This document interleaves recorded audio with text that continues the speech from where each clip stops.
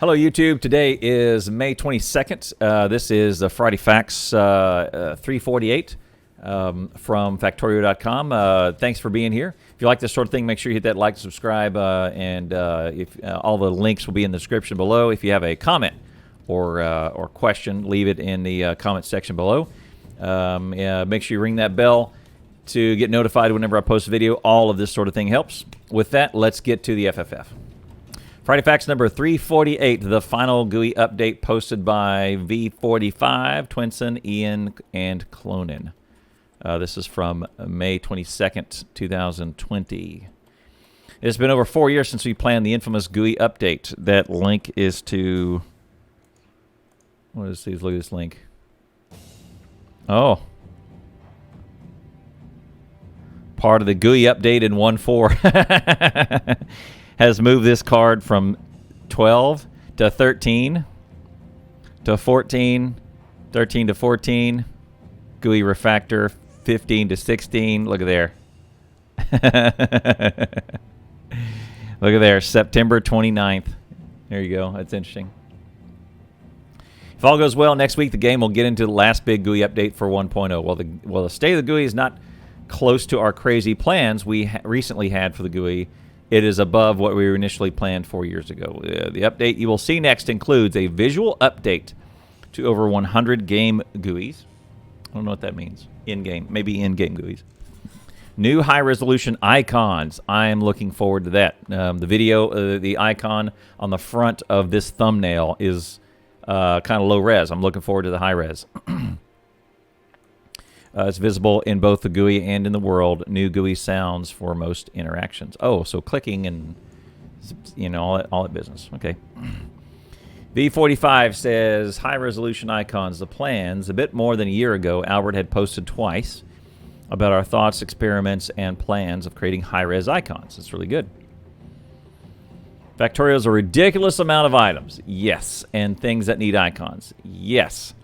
Which itself means a lot of work to redo them. I did not work on the new icons nonstop for a year, as there were other more pressing tasks to be done sometimes, of course. But they still took a large amount of time to make. As Albert mentioned earlier, we wanted to create multiple MIP maps per icon to control the scaling better, rather than letting the engine rescale icons by crazy amounts. But it could multiply the amount required images to astronomical numbers. So since we are very well aware of the amount of work the icons will require, we tried to set up an efficient workflow first, and it paid off big time. I don't even know what that icon is. Rather simple. It's a rather simple Blender startup scene to standardize the output path and basic starting settings was a good start. But the part that saved my sanity was a Python script which automatically creates MIP maps from given input images and downscales images from nearest available highest resolution if an input is missing. That's handy. It automatically puts the MIP map into the game, assuming the file names are correct. Okay. This is huge because it means I could create the highest resolution image and immediately put it in the game and see if it conceptually the icon is working. Once I would consider the highest resolution good enough, I could then just downscale each of the resolutions manually in Photoshop and paint the extra necessary edits they would require. Oh, cool. Best part is that the MIP maps were not really extra work. They were actually a lifesaver, creating high-resolution icons that is creating a high-resolution icon that is trying to be readable, look good, represent what it should, and represent what it should, and do all of it in any scaling level can make iteration really, really difficult, right? As by changing a pixel, the image can introduce problems in completely unknown zoom levels. It feels rewarding for trying to do things right when a solution we initially thought is more proper looking but potentially more work, actually more proper looking and less work in the end. That's right. Oh, looky here at these icons. Looky here. Very much more color. More color. As I've noticed. Brighter. Look at there. I don't recognize it. Is that batteries? No, that That's a battery. What is that? What are those? Laser combinators, I guess. Arithmetic and okay, sciences, submachine gun, heat, sulfuric, heat, pipe, modules, sulfur, gears. I don't know. I don't know what those are. Interesting. Okay. I guess that's a defender, some sort of robot thing. I don't know. Burner drill.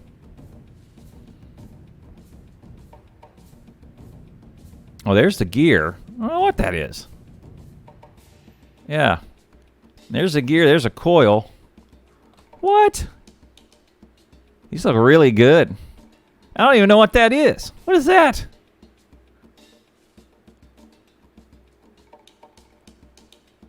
There's... Wait. Those two? That one? Okay, rock. No. Battery, I think, is... Oh, maybe personal battery. Yeah. Personal battery. Personal battery 2. That looks like a... I don't even know. Now I'm confused. Oh, wait. What's that then? Maybe battery. Battery Mark II. Okay. Personal battery. Personal battery Mark II. Generic battery. Poison capsule. Coin? New steel axe icon looks really good. That looks good. I like the wrap, the hand wraps. Oh, fish. A new fish. That's good. Well, there you go. Some icons have been around for years, and the entities they represented have changed, but the icons have not. Oh. Because of this and many other reasons, some icons will take some getting used to. Yep, as they look different now. Yep. And as a benefit of working the icons on and off for the year, I've also got to play the game with them over the year, and I've gotten used to them already. Oh, okay.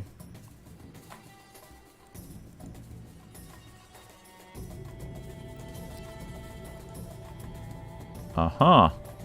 It's at full res. Oh, look on the pipes. Look, they're already there. Okay. Yeah, on the gear and on the pipe and all that business. Oh, look, yeah, what the bots are carrying, the gears.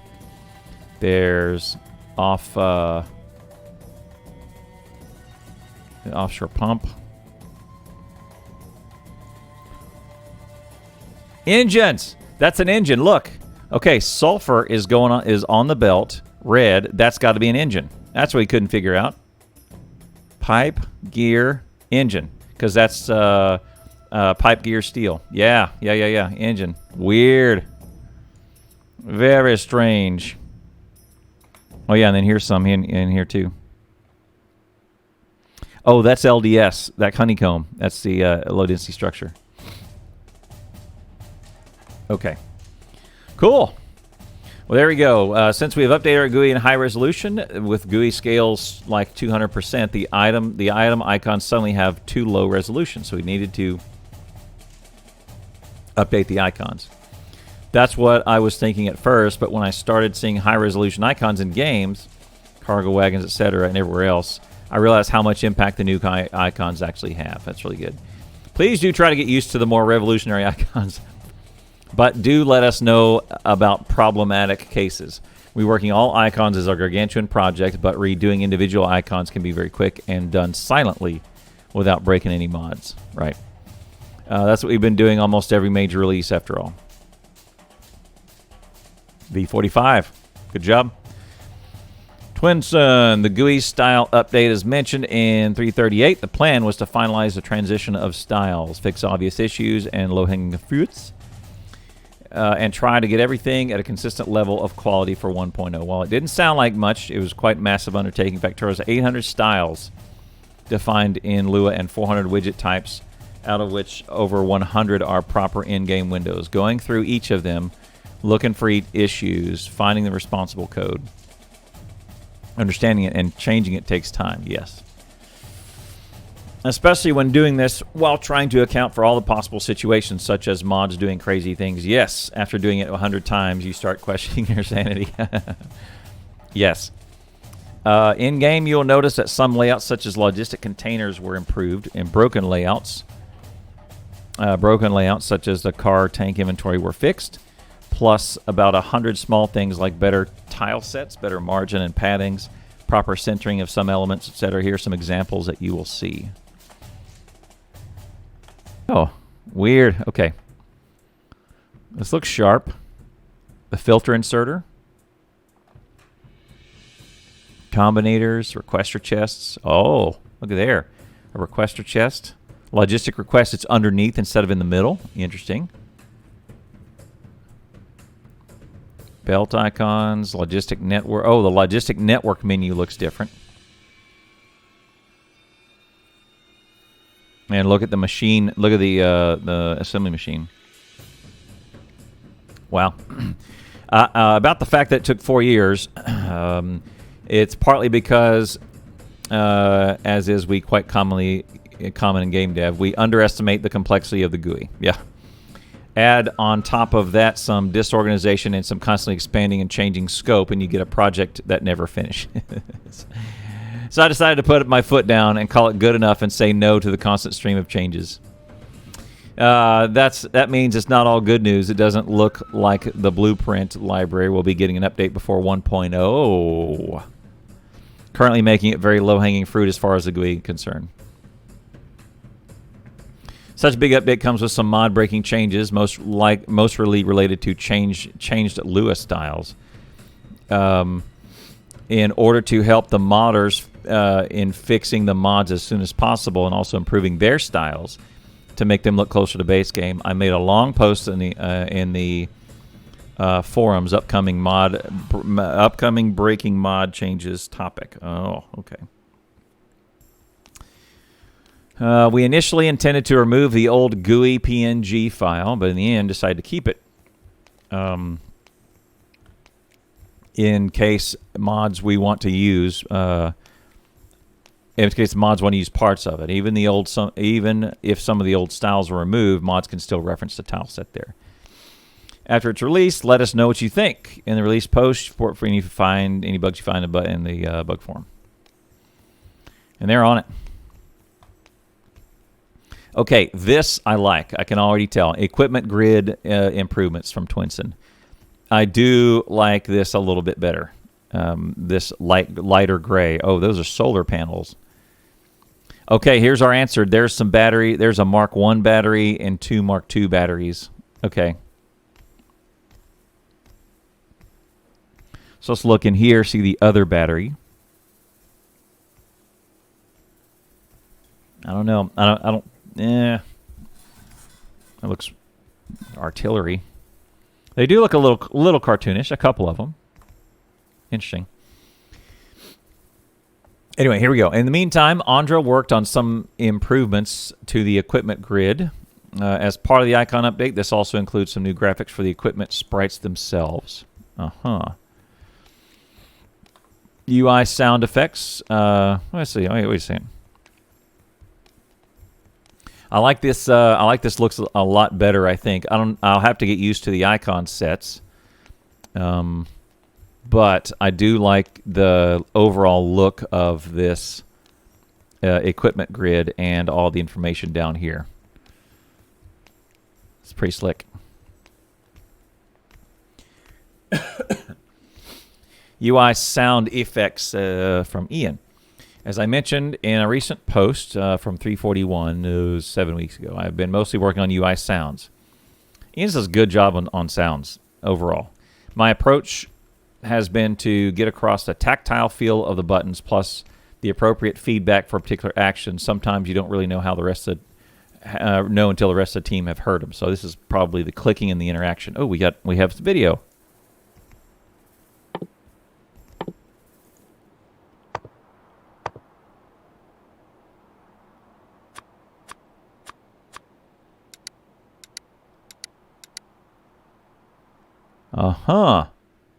Okay, let's do the first one one more time.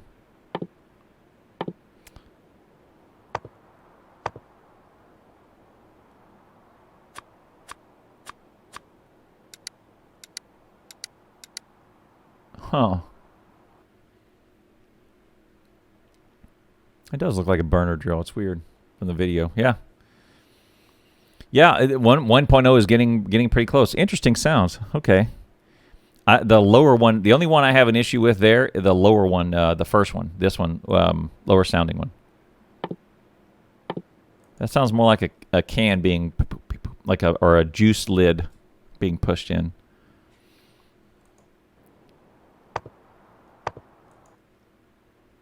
Yeah. Those are fine. Also fine. Weird. Okay. After prototyping Ghost Build, for example, I thought I had a set of sounds that worked. However, Vaclav gave me the valuable feedback that they were too much like in-world SFX and needed to be more electronic. This makes sense as building with ghosts is really sending an instruction to the robots. As we have sounds for rotating entities, which is something you asked for. Oh, okay. So we're going to have there's a placing a pipe, for example, is a thunk, and putting a ghost down is more of a click. Okay. All right. We also have sounds for rotating entities, which is something you asked for. Man, finds a bit of useful and fun feedback, which would be helpful if you hit the R key by mistake. Okay, that one I get, a little bit of a safety net. Anyway, let's listen. Let's listen in.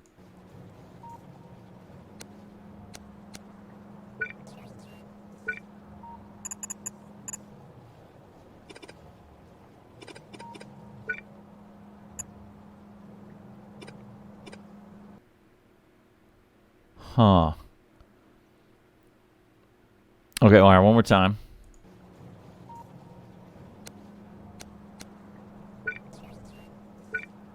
Oh, the Q key.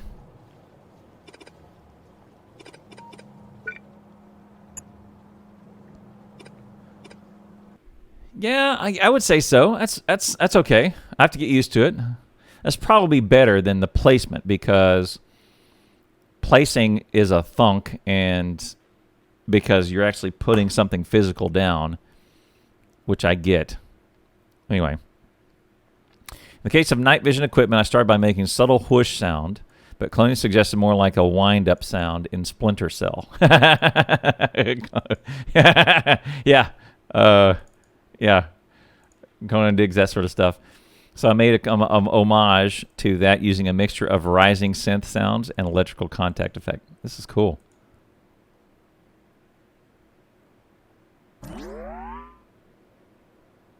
Huh.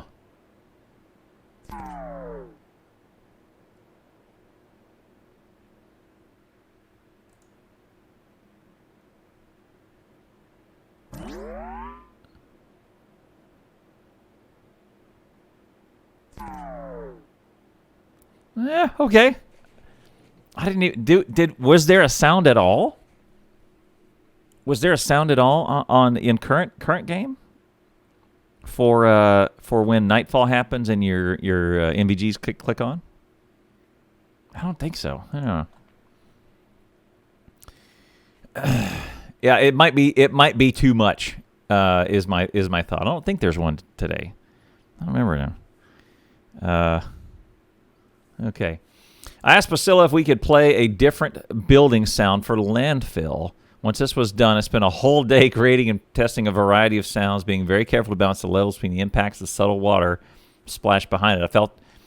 I felt they work so that when Vaclav asked me to look into changing the concrete sounds, I use a similar approach. Mechanic feels much more satisfying now. I don't remember it having a sound either from chat. All right, let's listen in for landfill. Here we go.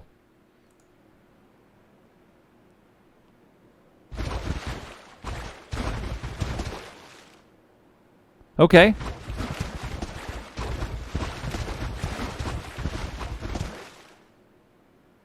All right, I'm okay with this.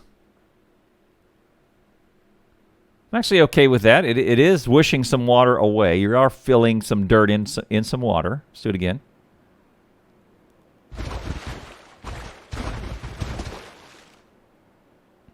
You hate this one? Chat has mixed feeling. I'm okay. I'm actually okay with that one. Anyway, Valve's been working on more variety on different sizes of enemies, plus some new sounds for walking on rails. Walking on rails. On belts? What's a rail?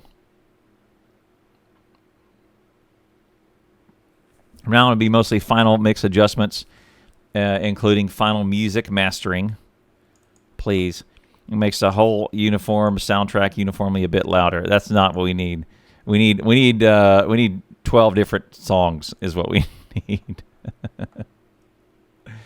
Oh, train rail. For some reason, I was thinking, like a metal rail. Yeah, railroad. Okay, all right. And finally, we've all seen this one in different articles. We've been talking about this one on Discord. G2A Resolution, from Clonin. Back in FFF 303, we talked about our thoughts on the gray market website, specifically more about G2A's vow to pay back 10 times the amount of money lost to the chargebacks. So if you guys want to revisit this, FFF 303, let's just quickly... G2A, apparently, through the G2A site, there were some illegitimate keys sold, and the guys kind of did their homework. And this was there's an article, after the news broke, G2A posted an article on their website. G2A vows to pay devs 10 times the money proven to be lost on chargeback. Well, here we are. It's been a long time, but we're happy to say we reached conclusion of the story. That has been 45 weeks. It's almost a year. In short, G2A has confirmed that 198 of the 300 Steam keys we had recorded from fraudulent purchases were sold on the G2A platform. And they have kept their promise and have sent us 10 times the chargeback fees, was around about $20 an order.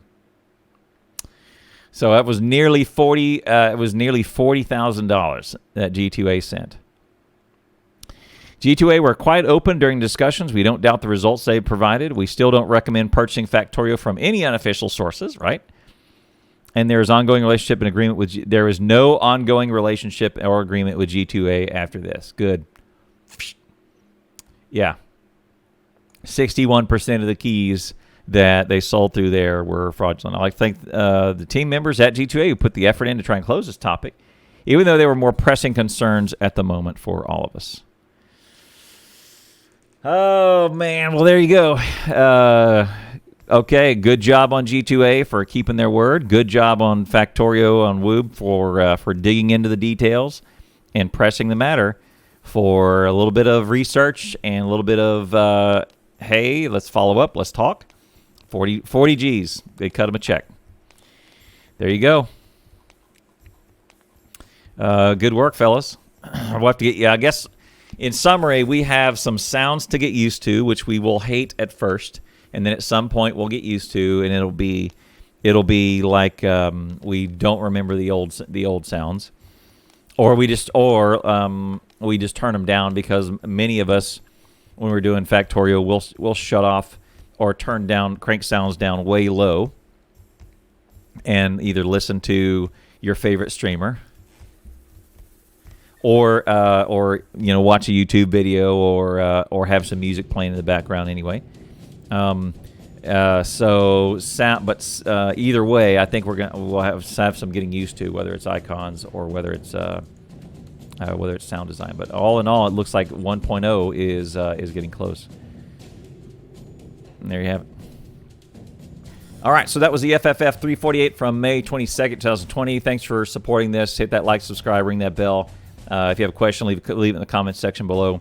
Looks like we got some great stuff coming for version 1.0. It's going to be great. Thank you for supporting this video, and we'll see you next time.